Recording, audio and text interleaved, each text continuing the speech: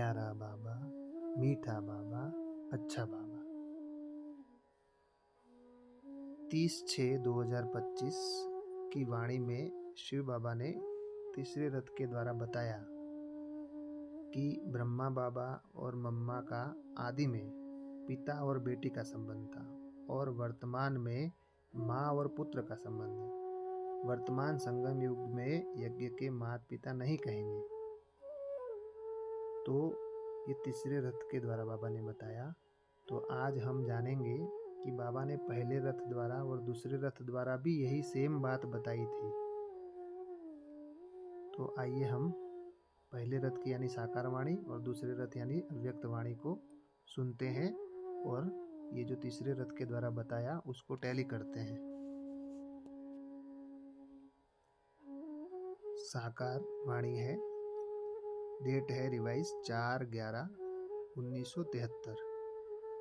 सरस्वती ब्रह्मा की बेटी है। उनको फिर जगदम्बा क्यों कहते हैं? क्योंकि यह मेल है ना, तो माताओं की संभाल के लिए उनको रखा है। ब्रह्मा मुख वंशावली सरस्वती तो ब्रह्मा की बेटी हो गई। मम्मा तो जवान है, ब्रह्मा तो बूढ़ा है। सरस्वती जवान, ब्रह्मा की स्त्री शोभती नहीं, हाफ पार्टनर कहला न सके। यहाँ बाबा ने बोला कि ब्रह्मा सरस्वती पिता और पुत्री का संबंध है। सरस्वती ब्रह्मा की बेटी है, पर उनको जगदम्बा क्यों कहते हैं? क्योंकि वैसे ब्रह्मा बाबा भी माँ है, पर मेल चोला होने के कारण माताओं की संभाल के लिए जगदम्बा को मुकर्रर किया जाता है। तो ब्रह्मा की मुख वंशावली सरस्वती ब्रह्मा की बेटी हो गई। तो बाबा ने कहा कि ब्रह्मा सरस्वती आपस में पिता और पुत्री हैं, युगल नहीं है। तो बाबा ने कहा कि वो जवान, वो बूढ़े, तो उनकी स्त्री शोभती भी नहीं और हाफ पार्टनर कहला न सके। फिर और एक साकार वाणी 18 मई 1973 रिवाइज डेट है। मनुष्य समझते हैं एडम ब्रह्मा, ईव सरस्वती। वास्तव में यह रॉन्ग है। निराकार गॉड फादर है तो मदर भी जरूर होगी। यानी बाबा कह रहे हैं कि जो ये समझते हैं बाबा के बच्चे कहो या बाहर वाले कि ब्रह्मा एडम यानी पहला पुरुष और ईव सरस्वती, ये वास्तव में बाबा ने कहा ये रॉन्ग है। निराकार गॉड फादर है तो मदर भी जरूर होगी। और एक साकार वाणी 31 मार्च 1972 रिवाइज डेट है। बाबा ने कहा ब्रह्मा सरस्वती भी वास्तव में मम्मा बाबा नहीं है। जब आपस में युगल ही नहीं है तो मम्मा बाबा कैसे हो सकते? तो ब्रह्मा सरस्वती भी वास्तव में मम्मा बाबा नहीं है। साकार मुरली 22 दिसंबर 1971। बाबा ने कहा भोग किसको लगाया जाता है, यह भी बाबा समझाते हैं। शिव बाबा तो अभोक्ता है, उनको भोग लगता नहीं। यह भोग लगता है संपूर्ण मम्मा बाबा को। माना जो वतन में संपूर्ण स्वरूप है मम्मा बाबा का, उसको भोग लगता है। इस बात में भी बहुत गहरा राज समाया हुआ है, वो आने वाले समय में स्पष्ट होगा।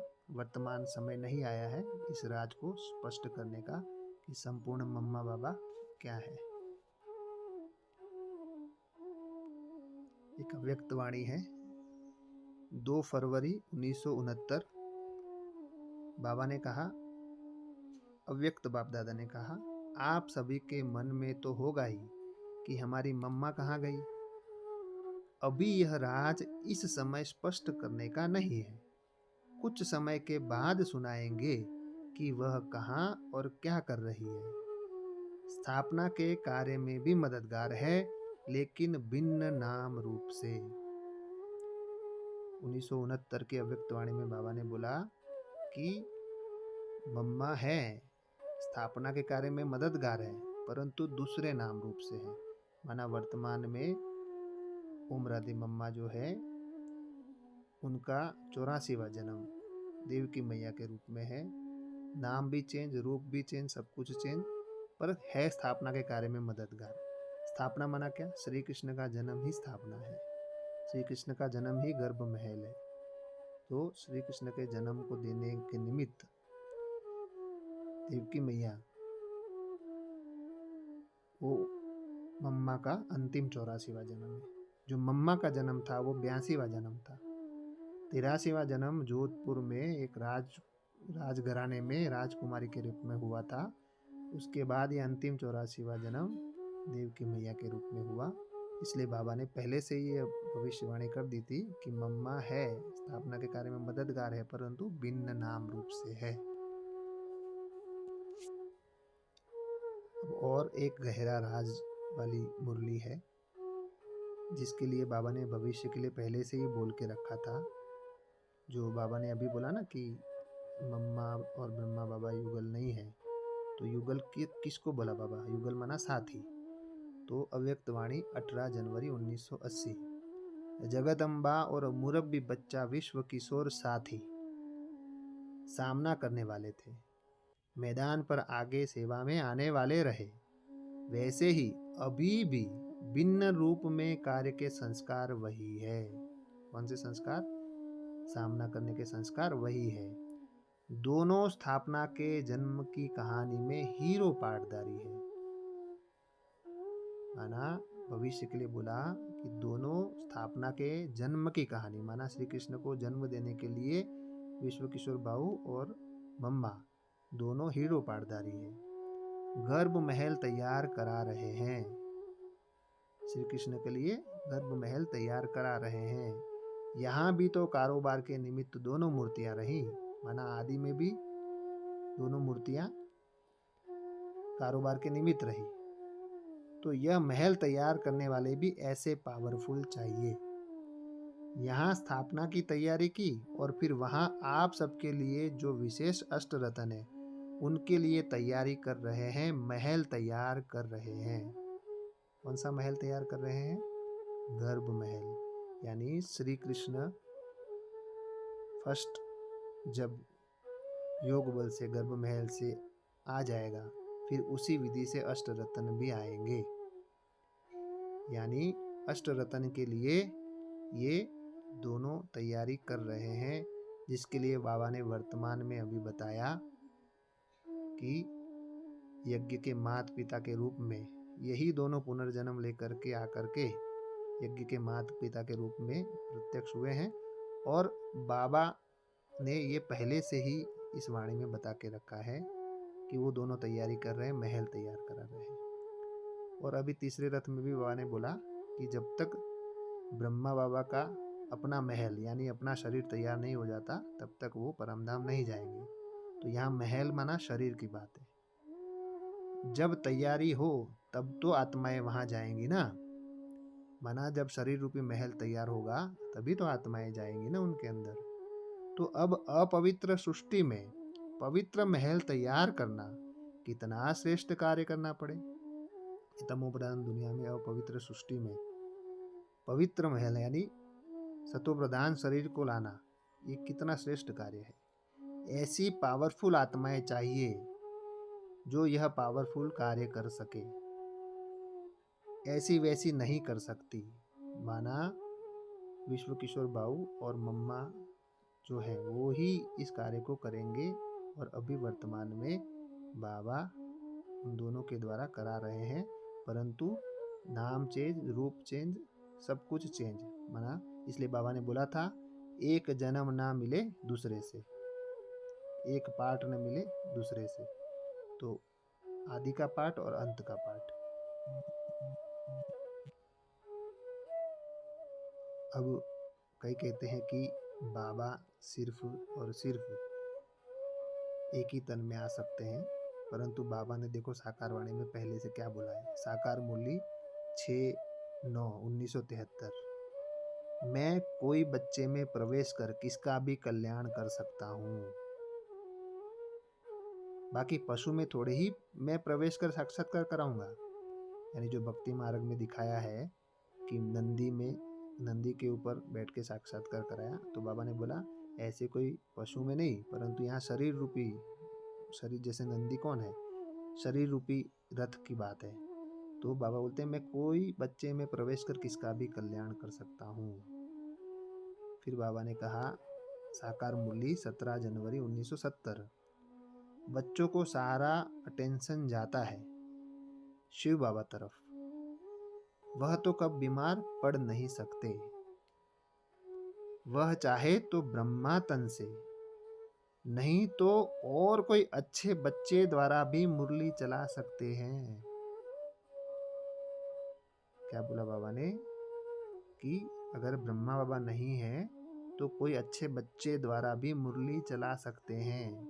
माना भविष्य के लिए बाबा ने बोल दिया कि ऐसा नहीं है कि कई लोग बोलते हैं ना कि बस बाबा का यही तन था, बाबा चले गए, बाबा का पाठ नहीं बजेगा।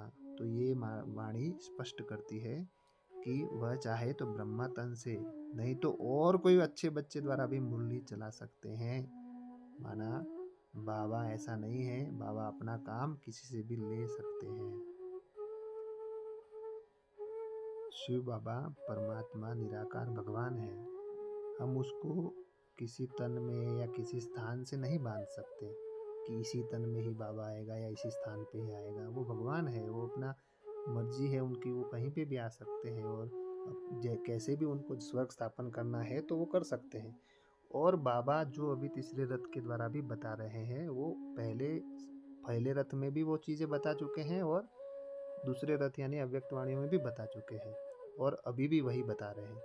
कुछ नई बात नहीं है। इसलिए बाबा ने बोला ना कि मम्मा बाबा आदि में जो बाबा ने बोला, मध्य में, अंत में, बाबा वही सेम बातें ही बता रहे हैं। बस समझने का और समझाने का बाबा ने बोला कि समझ चाहिए और समझाने का खीर चाहिए। बाबा ने वाणी में बोला है समझाने का भी खीर चाहिए। बस आप अव्यक्त वाणी, साकार वाणी और तीसरे रथ की वाणी का गहन अध्ययन अच्छे से करोगे तो आपको समझ में आ जाएगा कि बाबा सेम टू सेम बात ही बोल रहे हैं, बस थोड़ा समझने में फेर है। अगर हम अच्छे से अध्ययन करेंगे, पुरानी मुरलियाँ हमारे पास हैं तो हम उसको अध्ययन कर सकते हैं, ले सकते हैं। क्योंकि अभी जो नई वाणियाँ जो बनाई हैं उसमें बहुत सारे पॉइंट मुरली के काट दिए गए हैं और उसमें भी कल्याण था, क्योंकि ड्रामा में ये नूंद था। पर बाबा अपना कार्य कराने के लिए बच्चों के द्वारा कैसे भी करा सकते हैं। भगवान का कार्य रुक नहीं सकता, उनका स्थापना का कार्य है, वो करके ही रहेंगे। इसलिए हम निश्चिंत हो जाए कि बाबा क्या कर रहा है, कैसे कर रहा है। अगर हमको कुछ समझ में नहीं आ रहा है तो हमारी समझ की कमी है।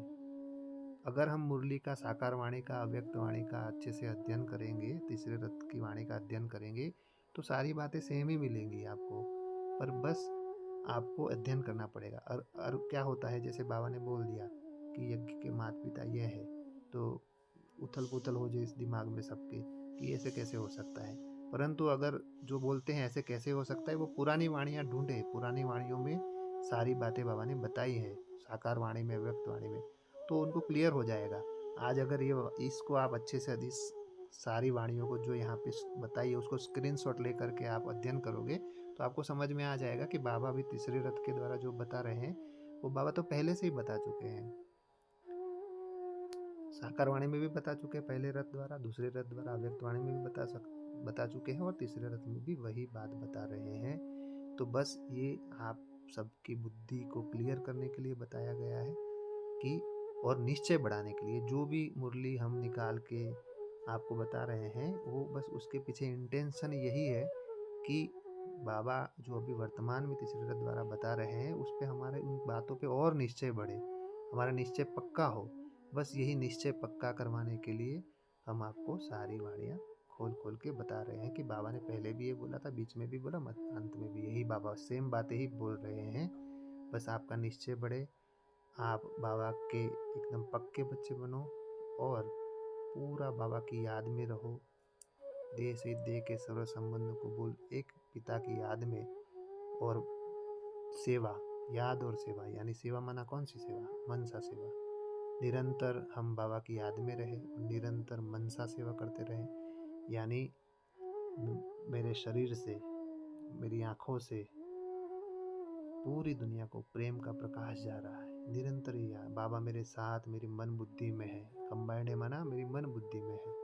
बाबा मेरी मन बुद्धि में है और मेरे आँखों से, मेरे हाथों से प्रेम का प्रकाश जा रहा है। लव एंड लाइट का अभ्यास बोलते हैं, यानी प्रेम का प्रकाश पूरे विश्व में फैल रहा है। निरंतर अमृत वेले से लेकर रात तक यही अभ्यास करते रहना है और इसी में ही सबका कल्याण होगा।